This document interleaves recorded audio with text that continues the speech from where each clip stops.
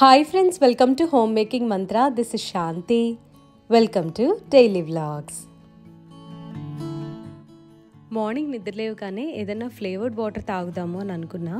సరే అప్పుడు ప్రిపేర్ చేయలేదు కదా, రేపటి నుంచి చేసుకోవచ్చులే అని చెప్పి లెమన్ అండ్ వాటర్ ఈ రెండు కూడా కలిపేసి ఫ్రిడ్జ్లో పెట్టుకొని ఉంచుకున్నాను. సో ఇప్పుడైతే ప్లెయిన్ వాటర్ తాగేస్తున్నాను. ఫ్లేవర్డ్ వాటర్ అని ఎందుకు పిలుస్తున్నానంటే, ఫారిన్ కంట్రీస్లో మామూలుగా వాటర్లో మనకి ఒక లెమన్ స్లైస్ వేసి ఇస్తారు. సో దాన్ని ఫ్లేవర్డ్ వాటర్ అంటారనమాట. అదే మన డీటాక్స్ వాటర్ అనేసరికి లైక్ మిక్స్ ఆఫ్ ఫ్రూట్స్ ఉండొచ్చు. ఇప్పుడు blueberries, strawberries and lemon slices, so ఇలాంటివన్నీ మనం చూస్తున్నాం కదా ఇంటర్నెట్లో.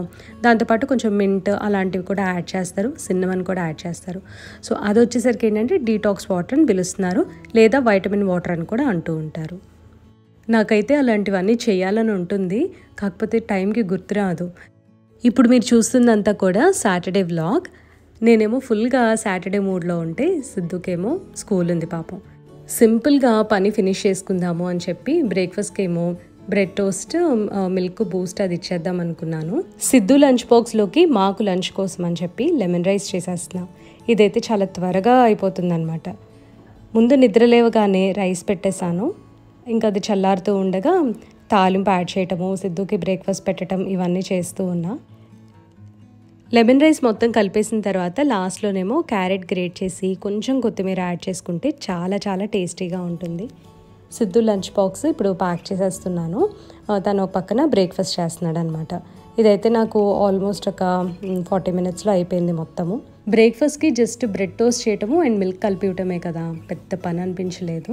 సో ప్రెషర్ కూడా చాలా తక్కువ ఉంది. అండ్ దీంతో నా సాటర్డే కుకింగ్ అయితే అయిపోయింది. ఎందుకంటే నైట్ ఇటు డిన్నర్కి వెళ్దామని ముందుగానే ప్లాన్ చేసుకున్నాము. సిద్ధు ఒక పక్కన బ్రేక్ఫాస్ట్ చేస్తూ ఉంటే నేనేమో తనకి లంచ్ బాక్స్ ప్యాక్ చేస్తున్నా. ఈ లంచ్ బాక్స్ వచ్చేసరికి కొత్తగా తెప్పించాను కదా, ఇది కొంచెం డెప్త్ తక్కువ ఉంది అని అనిపిస్తుంది. పాత లంచ్ బాక్స్ అయితే డెప్త్ ఎక్కువ ఉంది, అది చక్కగా నాకు శాండ్విచెస్ ప్యాక్ చేయడానికి ఈజీగా ఉంటుంది. సిద్ధు స్కూల్కి వెళ్ళిన తర్వాత యాజ్ యూజువల్గా ఇల్లు సర్దుతూ ఉంటా కదా, ఈ రూమ్లో అయితే తక్కువే షూట్ చేస్తూ ఉంటాను. మా హస్బెండ్ యూజువల్గా వర్క్ చేసుకుంటారు, పొద్దున్నే 8:30కి మొదలు పెట్టేస్తారు ఒక్కొక్కసారి. ఇంకా తను వర్క్ చేసుకుంటున్నప్పుడు ఎందుకులే డిస్టర్బెన్స్ అని చెప్పి ఎక్కువగా అయితే ఈ రూమ్ చూపించను. ఇవాళ సాటర్డే కదా, సో ఇది సర్దుతా ఉన్నానని చెప్పి జస్ట్ ఊరికే అట్లా చూపిస్తున్నా. ఈ బ్లైండ్స్ అంటే నాకు చాలా ఇష్టం అనమాట. నేను అమెజాన్లో పర్చేస్ చేశాను. మార్నింగ్ టైంలో లైట్ వేసుకున్నప్పుడు చక్కగా బ్రైట్గా బాగుంటుంది. అండ్ మార్నింగ్ టైంలోనే ఈ రూమ్లో లైట్ ఆఫ్ చేస్తే ఒకలాంటి మంచి హ్యూ వస్తుంది అనమాట. అంటే లైక్ కోజీగా అనిపిస్తుంది, చాలా బాగుంటుంది. సో ఇప్పుడు ఆ డిఫరెన్స్ నేను మీకు చూపిస్తాను.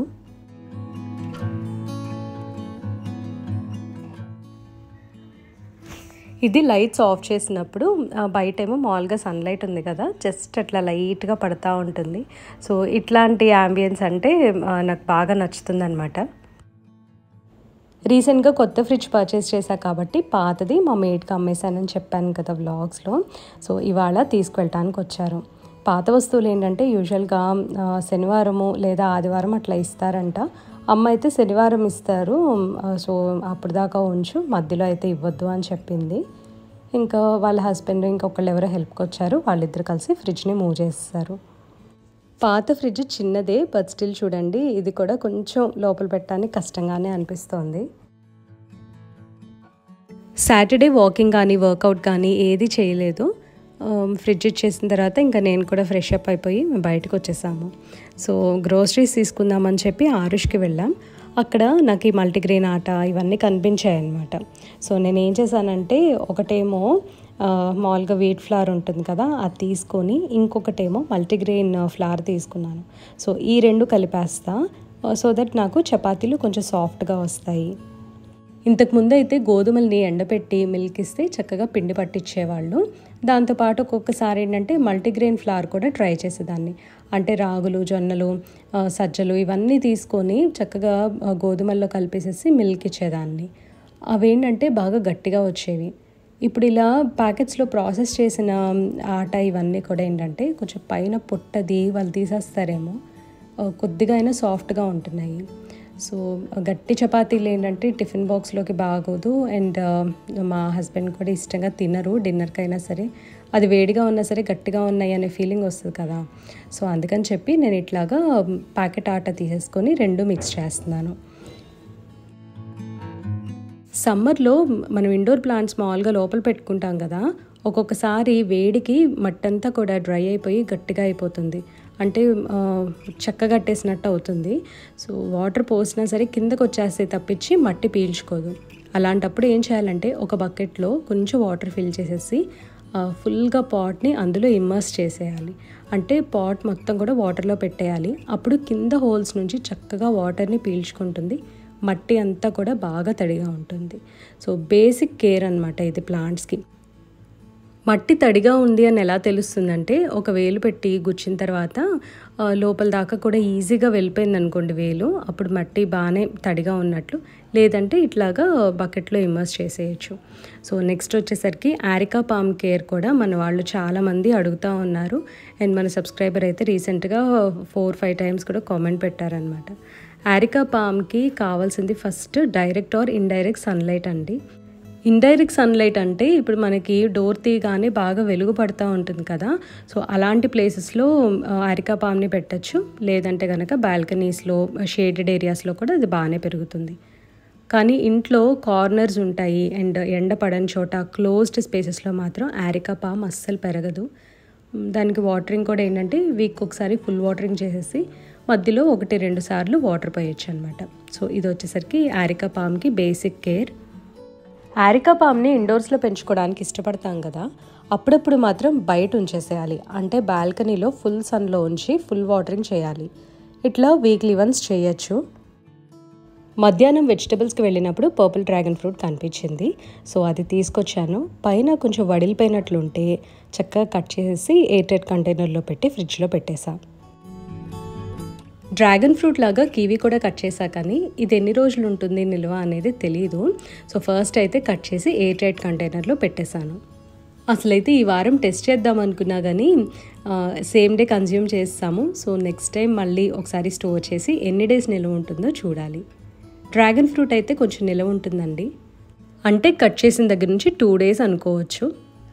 అవి కట్ చేస్తూ ఉండగా నేరేడు పళ్ళు అండ్ బెండకాయలు కూడా సాల్ట్ వాటర్లో నానబెట్టాను. రెండు కూడా వాష్ చేసేసి తుడిచేసి బాక్స్లో పెట్టి ఫ్రిడ్జ్లో పెడతాను. ఫ్రూట్స్ అయినా వెజిటబుల్స్ అయినా సరే కడిగిన తర్వాత బాగా తుడిచేసి అప్పుడు కట్ చేసి బాక్స్లో పెడతాను. మాయిశ్చర్ ఉండగానే మనం కట్ చేసి లోపల పెట్టామంటే చాలా త్వరగా పాడైపోతూ ఉంటాయి. అసలు ఇప్పుడు ఇవన్నీ కూడా ఎందుకు ఇట్లాగా కట్ చేసి లేదా కడిగేసి పెడుతున్నాను అంటే, ప్రస్తుతం నాకు ఫ్రిడ్జ్లో ఖాళీ ఉంది. ఇంతకుముందు చిన్న ఫ్రిడ్జ్ కాబట్టి ఎక్కువ స్పేస్ ఉండేది కాదు. సో అవసరమైనవి మాత్రం తెచ్చుకునేదాన్ని. అండ్ కొన్ని ఫ్రూట్స్ ఉంటాయి కదా, లైక్ డ్రాగన్ ఫ్రూట్, అవి బయటే ఉంచేసి ఆ రోజే కన్జ్యూమ్ చేయటము లేదా నెక్స్ట్ డే కన్జ్యూమ్ చేయటం చేసేవాళ్ళము. సో అట్లా ఏంటంటే మాకు ఒక్కొక్కసారి ఫ్రూట్స్ కూడా వేస్ట్ అయిపోయేది. సో ఇప్పుడు నాకు స్పేస్ ఉంది కాబట్టి నేను మ్యాక్సిమం ఎన్నంటే అన్ని కట్ చేసి ఇట్లా స్టోర్ చేద్దాం అనుకుంటున్నా. అండ్ ఇది ఒక టెస్ట్ లాగా కూడా ఉంటుంది, నాకు ఒక ఐడియా వస్తుంది. బెండకాయలు తుడిచేసిన తర్వాత బాగా ముదురుగా గట్టిగా ఉన్న బెండకాయలు మాత్రం తీసి పక్కన పెట్టాను. వీటితో పులుసు చేయొచ్చు లేదా సాంబార్లో అయినా వేసుకోవచ్చు. ఆల్మోస్ట్ పనంతా అయిపోయింది, అన్నీ కట్ చేస్తాను. బెండకాయలు కట్ చేస్తే అయిపోతుంది. అండ్ ఇడ్లీ పిండి ఒకటి చేయాలన్నమాట. ఎలాగోలా ఈ కొంతసేపు ఒక 10 minutes నాది కాదని అనుకొని ఫాస్ట్గా పని చేసేస్తే నాకైతే ఈ వీక్కి ఆల్మోస్ట్ సెట్ అయిపోతుంది. అంటే ఇప్పుడు నేను ప్రిపేర్ చేసుకున్న వెజిటబుల్స్ ఏం లేదండి, జ్యూస్ కోసమేమో ఆ బీట్రూట్ క్యారెట్ అవి కట్ చేశాను కదా, బెండకాయలేమో ఒకరోజు కర్రీకి వస్తుంది. వెజ్జీస్ మాత్రము ఇంకా ప్లాన్ చేసుకోవాలి, ఏదో ఒకటి చేసేస్తా. ఇంకా వీక్ డేలో ఒకరోజు చూసుకొని దాని ప్రకారం కట్ చేద్దాము అని అనుకుంటున్నాను. ఎందుకంటే బీన్స్ ఆల్రెడీ లాస్ట్ వీక్ చేశాను కదా, మళ్ళీ సిద్ధు ఏడుస్తాడు అస్తమానం బీన్స్ కర్రీయేనా అని చెప్పి. వాష్ చేసిన బెండకాయల్ని ఒక క్లాత్ మీద పెట్టి నీట్గా తుడిచేసి ఎండ్స్ అన్నీ కట్ చేసుకొని ఆ తర్వాత చాప్ చేయాలి.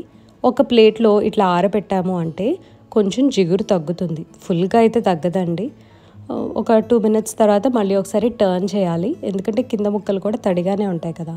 సో అట్లా టోటల్ 5 minutes పెడితే బయట చాలు, అంతకన్నా కూడా ఎక్కువ అవసరం లేదు.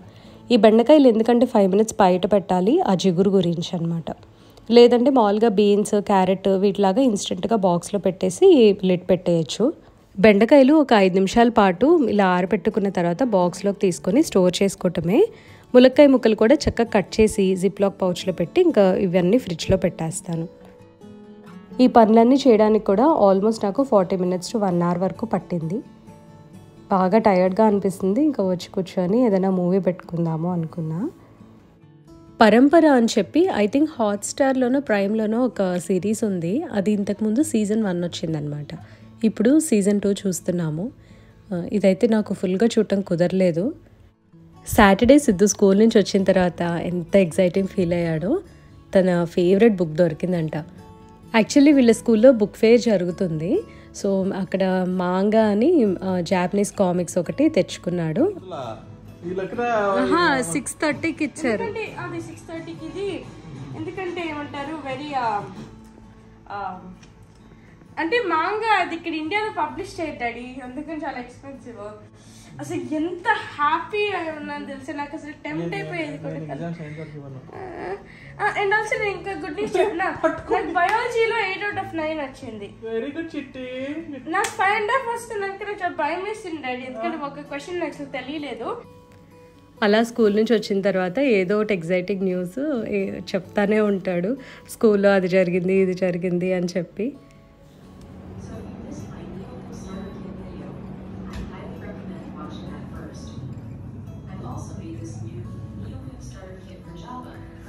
ఇవాళ సాటర్డే కదా, సో మేము జస్ట్ డిన్నర్కి వెళ్దాము అని అనుకుంటున్నాము. మాకు దగ్గరలోనే ఒక చైనీస్ రెస్టారెంట్ ఉంటుంది. అక్కడ ఫుడ్ అయితే చాలా బాగుంటుంది. సో అక్కడికి వెళ్ళి డిన్నర్ చేసేసి ఇంక ఇంటికి రావాలి. ఆ తర్వాత ఇవాళ వాయిస్ ఓవర్ అవన్నీ కూడా ఫినిష్ చేసేసుకుందాం అనుకుంటున్నాను. ఎడిటింగ్ అయితే మధ్యాహ్నం చేసేసుకున్నాం. రేపు సండే కదా, ఫుల్ ఫ్రీగా ఉండొచ్చు. రెస్టారెంట్కి వచ్చాము కదా, ఇంకా నెమ్మదిగా ఫుడ్ సర్వ్ చేస్తూ ఉన్నారు. మాట్లాడుకుంటా అట్లా ఉంటే పక్కన ఈ మాటల్లోనే మా హస్బెండ్ క్రికెట్ కూడా చూసేస్తున్నారు. వీకెండ్ వెయిట్ టైం ఎక్కువ అని చెప్పి సిద్ధు ఏమో బుక్ కూడా తెచ్చుకున్నాడు అనమాట. బోర్ కొడితే చదువుకుందాము అని. పైగా తను ఇష్టపడి తెచ్చుకున్నాడు కదా ఇవాళ. సో ఆ బుక్ గురించి చెప్తున్నాడు.